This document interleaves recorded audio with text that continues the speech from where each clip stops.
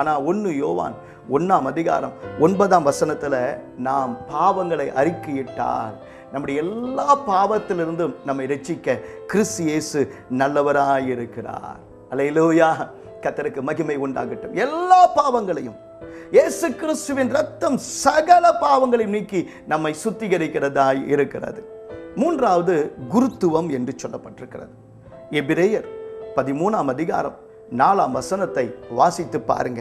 அங்க வாசிக்கும் போது விவாகம் யாவருக்குள்ளும் கனமானது என்று சொல்லப்பட்டிருக்கிறது. மல்கியா 2:15 வாசிச்சு பாருங்க. 1 தீமோத்தேயு 3:15 ஒருவன் தன் சொந்த குடும்பத்தை நடத்த அறியாதிருந்தால் தேவனுடைய சபையை எப்படி விசாரிப்பான்? இவங்க சொல்லுகிற முதல் போப்பு ராயப்பர் என்று சொல்லுகிறாங்களே, இந்த பேதுருவே மனைவியாகிய ஸ்திரீயை அழைத்து கொண்டு தான் ஊழியத்துக்கே போனார் என்று 1 கொரிந்தியர் 9:5 தான் போகும் இடமெல்லாம் தன் மனைவியை அழைத்து கொண்டு போய் திருமண வாழ்க்கையை அவர் மகிமைப்படுத்தி இருக்கிறார். முதல்ல அழைக்கப்பட்ட ஆசாரிய கோத்திரத்தில் வந்த ஆரோன் திருமணமானவர். இயேசு கிறிஸ்துவின் அப்போஸ்தலர்கள் எல்லாரும் திருமணமானவர்கள். ஆனால் திருமணமே தவறு என்று சொல்லி அவர்கள் குருத்துவத்தை மேன்மைப்படுத்துகிறதை கொஞ்சம் யோசிச்சு பாருங்க. வேதத்தில் இல்லாத பழக்கம். உத்தரிக்கின்ற ஸ்தலத்தை குறித்து நாம் கொஞ்சம் அறிய வேண்டும். ஞான உபதேச கோர்வை 958 மரித்தவர்களுக்கு ஜெபிப்பதும் புனிதமானதும் அவர்கள் பாவங்களை சுத்திகரிக்கிறதுமாயிருக்கிறது. மரித்தவர்கள் தங்கள் பாவத்துக்கேற்ற தண்டனை காலம் முடிந்தவுடன் பரலோகம் செல்வார்கள் என்று இது கூறுகிறது. கிபி 1438 த கவுன்சில் ஆஃப் ட்ரென்ட்ல கூடிய அந்த மகா சங்கம் தான் இந்த உபதேசத்தை கொண்டு வந்தது.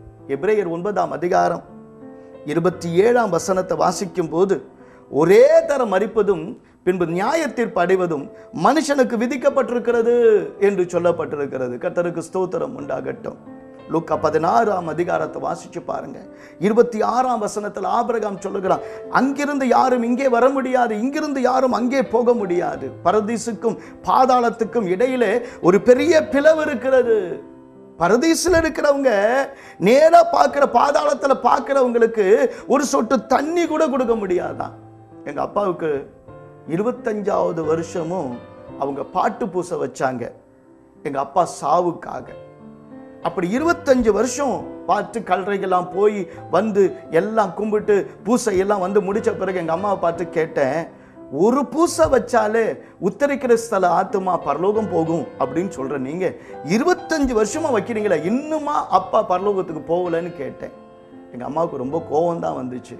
கர்த்தருக்கு ஸ்தோத்திரம் உண்டாகட்டும். கவனிங்க, சுருட்டு சுந்தரம் பிள்ளை மோட்சத்துக்கு போனார். ஒரு கதைக்கு சொல்றேன். அவர் போன போது பரலோகத்தில் தேவ தூதர்கள் வெண்மையான உடை உடுத்தி பரலோகம் மகிமையான நிலைமையில் இருந்து அவர்கள் அல்லேலூயா கீதம் பாடி மகிமைப்படுத்தி கொண்டிருக்கும் போது அவர் சுத்தி கித்தி பார்த்தார். சுத்தி கித்தி பார்த்தன, எப்படி நீங்க உள்ள வந்த என்று சொல்லி கேட்ல ஒருத்தர் நிறுத்திட்டார். நிறுத்தின, என்ன பார்த்து எப்படி நீ சொல்ல வந்த? நான் தான் கோயிலுக்கு திருவிழா வைக்கிறது, நான் தான் சப்பரம் இழுக்கிறதுக்கு எல்லா உதவியும் செய்கிறது, நான் தான் கோயிலுக்கு வெள்ளை அடிச்சு கொடுக்கறதுலேருந்து லைட் போடுறதுலேருந்து எல்லாம் செய்கிறது, என்னையே உள்ள விடமா இருப்பியா அப்படின்னு சொல்லிட்டு எப்படியோ உள்ள வரணும்னு நினைச்ச போது அந்த பக்கம் இயேசு வந்தாரு. சரிப்பா கொஞ்ச நேரம் உள்ள வந்துட்டு போகட்டும் அப்படின்னு விட்டார். இது கதைக்காக தான் சொல்றேன். அருவருப்பானது அசுத்தமானது ஒன்றும் பரலோக ராஜ்யத்தில் சுதந்திரிக்காது. அது உள்ள போனோன்னே தேவதூதர்கள் பாடி துதிக்கிற காட்சியை பார்த்தோன்னே, என்னடா அது, இது ஒரு அல்லேலூயா சபை மாதிரி இருக்குதே, இது ஒரு பெந்தோகோசே சபை மாதிரி இருக்குதே, இங்க தெரியாதனமா வந்துட்டோமே, இதுக்கு முன்னாடி இப்படி கர்த்தரை ஆராதிச்சதில்லை, துதிச்சதில்லை, ஜெபிச்சதில்லை, பாடினதில்லை, கர்த்தருடைய சமூகத்தில் ஆடி பாடி மகிழ்ந்ததில்லை. இப்ப திடீர்னு ஒரு இடத்துல போய் இப்படி போய் நின்ன உடனே அவருக்கு அப்படியே போர் அடிக்க ஆரம்பிச்சிருது. ஏண்டா இங்க வந்தோன்ற மாதிரி அடிச்சு போகும்போதே அவர் ஒரு சுருட்டையும் எப்படி கொண்டு போய் இருந்திருக்கிறார். இப்ப அவருக்கு எங்கேயா வெளியில போய் ஒரு தம் அடிச்சா நல்லா இருக்கும்ன்ற மாதிரி. உடனே ஒரு தேவதூதனை கேட்டாரு, இங்க மேட்ச் பாக்ஸ் இருக்குதா? அவனுக்கு புரியல. இல்லப்பா தீப்பெட்டி இருக்குதா? அப்படின்னா நெருப்பு இங்க இருக்குதா? உடனே அந்த தேவதூதன் சொன்னா, நெருப்பு இங்க இல்ல, அங்கதான் இருக்குது. உடனடியாக அவர் இறங்கினாரு, நேரா பாதாளம் போய் சேர்ந்துட்டார். கதைக்குதான். ஆனாலும் கூட அருவருப்பான ஒன்று பரலோக ராஜ்யத்துல பிரவேசிக்கவே முடியாது.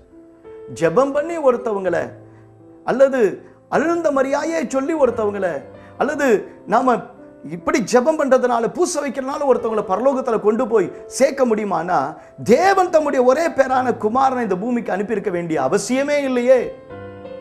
அவர் வந்து ரத்தம் சிந்த வேண்டிய அவசியமே இல்லையே. தன் ஜீவனை கொடுக்க வேண்டிய அவசியமே இல்லையே.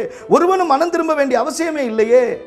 கொலைகாரனும் கொள்ளைக்காரனும் விபச்சாரக்காரனும் பொய்யனும் புரட்டனும் எல்லா விதமான மாய்மாலம் செய்கிறவங்களும் ஜெபம் பண்ண சொல்லி பூச வைக்க வச்சு அதுக்கு பணத்தை கொடுத்துட்டு எல்லாரும் பரலோகம் போயிடலாமே. இந்த மாதிரியான காரியங்கள் எல்லாம் பின்பதாக, அதாவது 1438 தான் இந்த உத்தரிக்க ஸ்தலத்தை குறித்ததான ஒரு போதனை வந்தது. கத்தோலிக்க திருச்சபையினுடைய மிகப்பெரிய அஸ்திபாரம், அந்த தூண் திருப்பலியில் இருக்கிறது. 1 கொரிந்தியர் 11ஆம் அதிகாரம் 23ஆம் வசனத்திலிருந்து 25ஆம் வசனம் வரை வாசிக்கும் போது, திருப்பலி எதற்காக செய்யப்படுகிறது, அல்லது திருவிருந்து, வேதத்தின் சத்தியத்தின்படி திருவிருந்து எதற்காக செய்யப்படுகிறது என்று பார்க்கும்போது, முதலாவது கிறிஸ்துவை நினைவு கூற, இரண்டாவது அவருடைய மரணத்தை அறிக்கையிட, மூன்றாவது முக்கியமாக தன்னைத்தானே சோதித்தறிந்து அதில் பங்கு பெறுவதற்கு தன்னை தகுதிப்படுத்தி பரிசுத்தமுள்ளவனாய் வாழ்வதற்கு. ஒவ்வொரு நாளும் பலியில இயேசுவை பலியாக்குறாங்க. எபிரேயர் 7ஆம் அதிகாரம் 7ஆம் வசனத்துல வாசிச்சு பாருங்க. தாம் ஒரே தரம் தம்மை பலியிட்டதினாலே அதை ஒரே தரம் செய்து முடித்தார் என்று சொல்லப்பட்டிருக்கிறது. ஆனா டெய்லி பூச வைக்கும் போதெல்லாம் இயேசு அவர் பலியாகிறார். அதனால தான் பலிபீடத்தில் அதை செய்கிறாங்க. இயேசுவை மரியாளின் வயிற்றில் அவரை பிறக்க வைத்து அவரை வளர்த்து அவர் இந்த பூமியில் அற்புதங்களை செய்து மீண்டுமாக சிலுவையில் அறைஞ்சு உயிர் தெழுந்து பரலோக பிதாவினிடத்துல போய் அவர் திரும்பியும் அவரை கொண்டு வந்து கீழே இறக்கி திரும்பியும் பிறக்க வச்சு திரும்பியும் சிலுவையில் அறைய செய்கிறது எப்படிப்பட்டதான காரியம்? அது செய்ய முடியுமான்னு யோசிச்சு பாருங்க. இது எல்லாவற்றையும் அவர் ஒரே தரம் செய்து முடித்து விட்டார். அந்த அப்பத்தை பார்த்தீங்கன்னா அதில் IHS இருக்கும். நீங்க அதை பார்க்குறீங்க, IHS.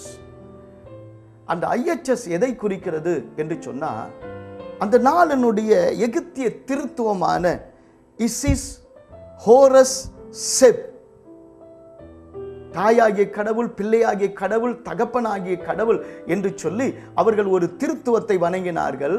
அந்த எகிப்திய கடவுளுடைய அந்த காரியம்தான் இது இப்படியாக தெரிகிறது. நீங்க 2 ராஜாக்கள் 34ஆம் அதிகாரம் 4ஆம் வசனத்தை வாசிச்சு பார்த்தீங்கன்னா, அந்த நாட்கள்ல சூரிய கடவுள் வணக்கத்தை அவர்கள் உள்ளே கொண்டு வந்திருந்தாங்க இஸ்ரவேல் ஜனங்க நடுவில். இந்த திருவிருந்துக்கும் சூரிய கதிர் பாத்திரத்துக்கும் என்ன சம்பந்தம், என்ன சம்பந்தம் என்று நீங்கள் கேட்கலாம். அந்த சூரிய கதிர் பாத்திரம் உள்ளே வந்ததுக்கு காரணம் எகிப்தியர்களுடைய பாபிலோனுடைய சூரிய வணக்கம் அதற்குள்ளே வந்திருக்கிறது. லூக்கா 22ஆவது அதிகாரம் 19ஆம் வசனத்துல வாசிக்கும் போது, என்னை நினைவு கூறும்படி இதை செய்யுங்கள், ஆகையால் நீங்கள் இந்த அப்பத்தை புசித்து இந்த பாத்திரத்தில் பானம் பண்ணும் போதெல்லாம் கர்த்தர் வருமளவும் அவருடைய மரணத்தை தெரிவிக்கிறீர்கள்.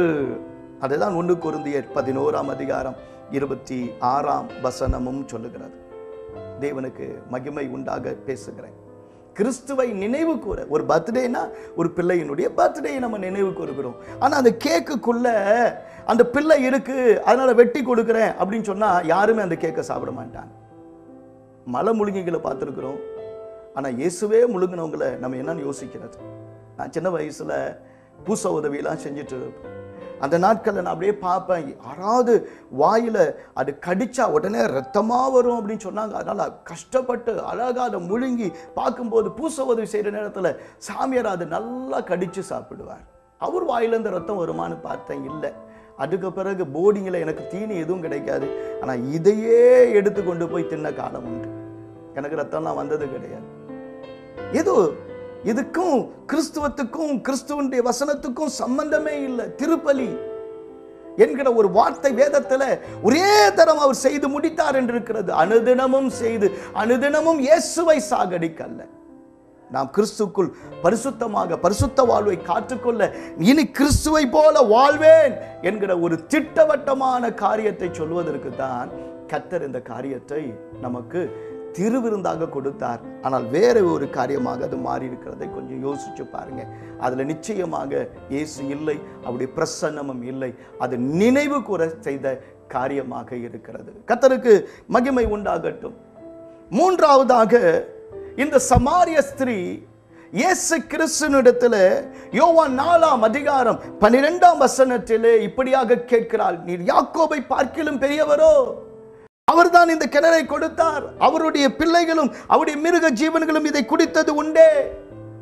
இன்னொரு வார்த்தையில சொல்ல போனா, நீர் எங்களுக்கு சொல்ல தேவையில்லை, எங்களுக்கு சொல்றதுக்கு எவ்வளோ படிச்சவங்க இருக்கிறாங்க, இதுக்கு தான் படிச்சாங்க, அவங்க இத்தனை வருஷம் படிச்சிருக்கிறாங்க, அவங்க இத்தனை வருஷம் இப்படியெல்லாம் அவங்க ஒருத்து வாழ்ந்திருக்கிறாங்க, நீர் ஒன்றும் சொல்ல தேவையில்லை, எங்களுக்கு எல்லாம் தெரியும் அப்படின்னு சொல்றது மாதிரி இருக்கு. 1 பேதுரு 4ஆம் அதிகாரம் 11ஆம் வசனத்தை வாசிக்கும் போது பேதுரு அவர் சொல்லுகிற ராயப்பர் திட்டவட்டமாக சொல்லுகிறார், ஒருவன் போதித்தால் அவன் தேவனுடைய வாக்கியங்களின்படி போதிக்க கடவன். அவன் தேவனுடைய வாக்கியங்களின்படி போதிக்க கடவன். போதிச்சா இப்படிதான் வசனம் சொல்லுது, இந்த வசனத்தின்படி தான் நீ நடக்க வேண்டும் என்று சொல்லி வசனத்தை காட்ட வேண்டும். ஏன்னா வசனம் ஜோடி இராது. ஏன்னா தேவன் இயேசு கிறிஸ்துவை பல இடங்களில் வசனத்தை தான் காட்டி இருக்கிறார். அப்போஸ்தலர்கள் வசனத்தை காட்டித்தான் போதித்திருக்கிறார்கள். எனவே இந்த வசனம் மிக முக்கியமானது. இப்ப அவங்க கேட்கிற ஒரு பெரிய கேள்வி, உங்களுடைய வேதாகமத்தில் 66 புத்தகங்கள் இருக்கு, எங்களிடத்துல 73 புத்தகம் இருக்கு. வேத புத்தகத்தை குறைக்கிறதுக்கு உங்களுக்கு அதிகாரம் தந்தது யார் என்று கேட்கிறான்.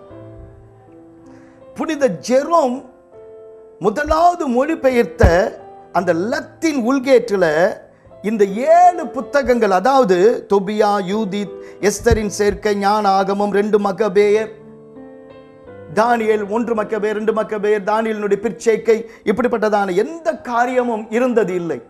அப்படி என்றால் இது எப்பொழுது சேர்க்கப்பட்டது என்றால் கிபி 1546 ரோமன் கத்தோலிக்க பிரிவினர் இதை சேர்த்து கொண்டாங்க. அப்ப நம்முடைய கையில இருக்கிற இந்த வேதாகமம் போலியான வேதாகமம் என்று சொல்றாங்க. நான் அவங்கள பார்த்து கேட்கிற ஒரு கேள்வி, நிஜமான வேதாகமம் என்று ஒன்று இருக்கும் இல்லையா, நாங்க கை வச்சிருக்கிறது போலியானது, மாற்றப்பட்டதுன்னு சொல்றீங்க. எங்க மாற்றினாங்க, ஏன் மாற்றினாங்க, எப்படி மாற்றுறாங்க, யாரால மாற்றப்பட்டது என்று சொல்லுகிற கேள்விக்கு பதில் கொடுங்க. அது மாத்திரமல்ல, மாற்றப்பட்ட புத்தகம் இதுன்றா அப்ப ஒரிஜினல் புத்தகம் இருக்குல்ல, அந்த ஒரிஜினல் புத்தகத்தை கொண்டு வந்து காட்டுங்க. 1 லட்சம் ரூபாய் பரிசு தரேன்னு பல தடவை சொல்லி பார்த்திருக்கிறேன், இது வரைக்கும் யாரும் வரவும் இல்லை. வேத புத்தகம் வசனம் மாறாதது, அது சத்தியமானது. மத்தேயு 16ஆம் அதிகாரம் 18ஆம் வசனத்துல இயேசு பேதுருவை பார்த்து, நீ பேதுருவாய் இருக்கிறாய், இந்த கல்லின் மேல் என் சபையை கட்டுவேன், பாதாளத்தின் வாசல்கள் அதை மேற்கொள்வதில்லை. இந்த ஒரு வசனத்தை பிடிச்சு பேதுருவை போப்பாக்கி பரலோகத்தினுடைய திறவுகோலை இவரிடத்துல தான் இருக்குன்னு சொல்லி எல்லா பாவங்களையும் மன்னிக்கிற அதிகாரம் இவர் கையில தான் இருக்குது என்று சொல்லிவிட்டாங்க. சபைக்கு தலைவராக, போப்பாக இந்த பேதுருவை இவர்கள் கொண்டு போய் வைத்திருக்கிறதை கொஞ்சம் கவனித்து பார்த்தால் ஆச்சரியமாகவும் மனதுக்கு அது வேதனையாகவும் இருக்கிறது. இயேசு கிறிஸ்துவையே நான் அறிய மாட்டேன் என்று மறுதலித்து போய் பின்பதாக இயேசு கிறிஸ்துவினால் உணர்த்தப்பட்டு அழுது கொண்டிருந்த மனுஷன் அவர். எந்த இடத்திலும் தன்னை போப் என்றோ நான் தான் சபைக்கு தலைவர் என்றோ அவர் சொல்லவே இல்லை. எபேசியர் 5ஆம் அதிகாரம் 23ஆம் வசனத்தை வாசித்து பார்த்தால் மூளைக்கு தலைக்கல் இயேசு என்று இருக்கிறது. 1 பேதுரு 2ஆம் அதிகாரம் 6ஆம் வசனத்தில் பேதுருவே எழுதுகிறார், அவர்தான் மூளைக்கு தலைக்கல், அவர்தான் ஜீவனுள்ள கல். எபேசியர் 2ஆம் அதிகாரம் 20ஆம் வசனத்திலும் இயேசுதான் மூளைக்கு தலைக்கல், அவரை கொண்டுதான், அவர் மேலகத்தான் திருச்சபையானது கட்டப்பட்டிருக்கிறது. போப் என்ற பதம் வர வேண்டும் என்பதற்காக பாவம் பேதுருவை இழுத்து கொண்டார்கள் அவர்கள். போப் என்றால் அப்பா அல்லது தந்தை என்ற அர்த்தம். கொஞ்சம் யோசிச்சு பாருங்க, தந்தையாகிய ஆண்டவர் யாரோடு கூட யார் ஒப்பிடப்படுகிறது? கிபி 600 முதலாம் கிரிகிரி என்பவர் தன்னை போப்பாக முடிசூட்டி கொண்டு சிலை வணக்கம், உத்தரிக்கும் ஸ்தலம், துறவரம், அப்பம் இயேசுவின் சரீரமாய் மாறுகிறது, இந்த காரியத்தை அவர்தான் கொண்டு வந்தார். இன்னைக்கு கத்தோலிக்க திருச்சபையில் அப்பத்தை மட்டும் கொடுப்பாங்க, திராட்சை ரசத்தை கொடுக்கறது இல்லை. ஏன் கொடுக்கறது இல்லை? எல்லாருக்கும் கொடுக்க முடியாது இல்லை, ஆனாலும் சில சமயம் நாங்கள் கொடுக்குறோம். எப்போ கொடுக்குறீங்க? சில சமயம் நாங்கள் தொட்டு கொடுக்குறோம். வேதத்தில் வாசிச்சா யோவான் 13ஆம் அதிகாரம் 26ஆம் வசனத்தில் இயேசு ஒரே ஒருவனுக்கு தான் அப்பத்தை நினைச்சு கொடுத்தார். அவன் காட்டி கொடுத்த துரோகியான யூதாஸ். கிபி 1870 1வது வத்திக்கான் சங்கம் போப்பாண்டவர் தவறாதவர், அவர் வார்த்தை தவறானவர், அவர் பேசினால் இயேசு பேசுகிறது போல் என்று சொன்னார். கர்த்தருக்கு ஸ்தோத்திரம். ஏசாயா 40வது அதிகாரம் 22ஆம் வசனத்தில் பூமி உருண்டையானது என்று 2600 ஆண்டுகளுக்கு முன்பதாக வேதத்தில் எழுதப்பட்டாச்சு. பௌதிக விஞ்ஞானி ஆகிய கலிலியோ கிபி 1564 1642 வரைக்கும் வாழ்ந்தவர் இந்த பூமி உருண்டையானது என்று சொன்ன ஒரே காரணத்தினால் போப்பாண்டவங்க கொண்டு போய் அவரை வீட்டு